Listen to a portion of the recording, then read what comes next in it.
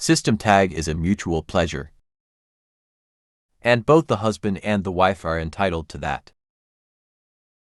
And I mentioned that traditionally in Sharia, it's considered a man's right at any time.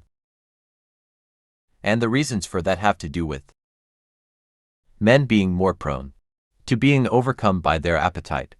The provincialism said that a woman actually has more appetite than a man, but the modesty is so intense in a woman that it protects her, whereas the man doesn't have the haya component as strong in him, and so it can become more dangerous for him. And so that's why. And then a woman, generally it's once every 4 days, and if that is not fulfilled, then it can become grounds for a divorce. I mentioned also, I think that if a woman complains to a judge about lack of sexual intimacy, then he can command the man to sleep with his wife. And this is not considered. It is not lack of modesty that a woman makes that demand. It should not be considered, because it's praiseworthy for her to want to protect her virtue, and that is a right. And so it's one of the maklosa, or the goals of marriage, and for that reason, that she is not to be seen as an impious or a modest woman, if she's demanding that right, if she's being neglected there, and just in terms of etiquette, the etiquette of the bedroom. The Prophet Salati Istinam, he said don't go to women like a camel goes to a she-camel. And then he also said, send a messenger, which is what is termed, in modern jargon, is called foreplay. And they asked him what that was, and he said, kissing and sweet words, so that was part of his teaching, was that women should be treated in that way. And Ibn Abbas Radiyallahu said that he liked to adorn himself. Or Ibwana Tazayana di Zojati come out, or Hibwan Taziyanli, I like to become ornamented for my wife. In the same way, I like her to do that for me, which means wearing perfume, cleaning the mouth, taking care of oneself. All of those are important. And they're the sunnah of both men and women. And then they should wear good clothes. They should take care of their hygiene, which includes cutting nails, keeping them clean. For a woman, things like braiding her hair, using henna, a hair coloring, removal of body hair, and then for both men and women, obviously removal of the underarm and of the pubic hair on a regular basis, and according to the Sunnah, it should be done at least every 40 days.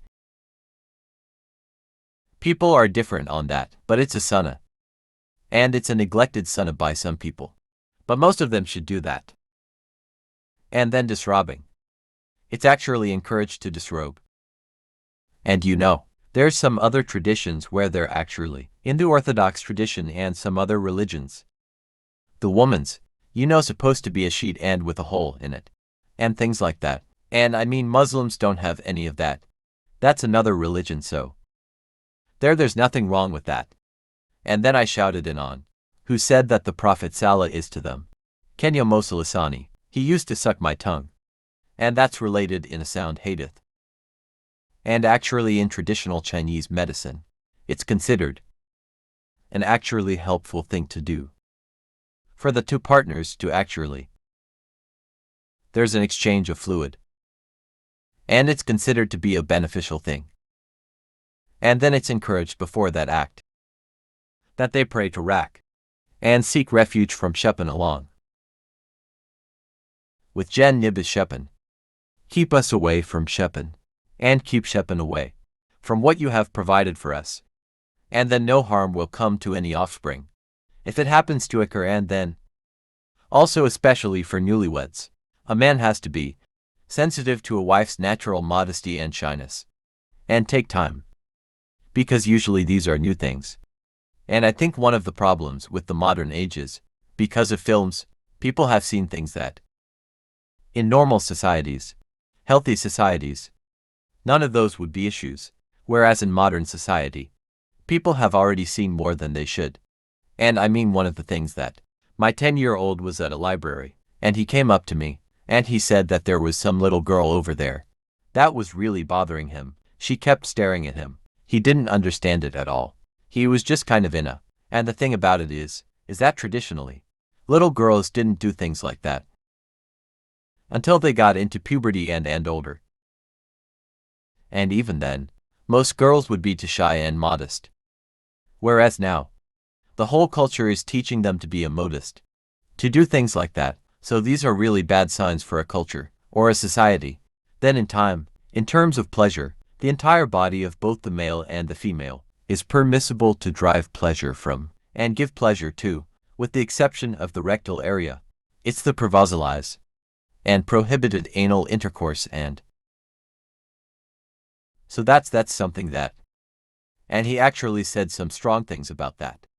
Just about what type of people do that. And things like that. So the next right is mutual inheritance.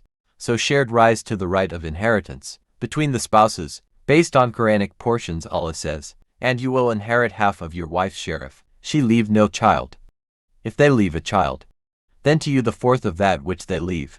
After payment of legacies, they may have bequeathed or debt, and to them belongs a fourth of that which you leave. If you have no child, and if you have a child, then the eighth of that which you leave after any legacy. And part of the reason for the disparity is that when children are there, the children have a legal responsibility to take care of the mother. So it's important that the male, in all the inheritance laws, then understanding has never been that a man gets more because he's better, or something like that. Nobody has ever said that in the history of Islam. It's actually seen purely in economical terms. A man's responsibility is more than a woman's. And there are a few situations in inheritance laws where women will get more than the male relatives.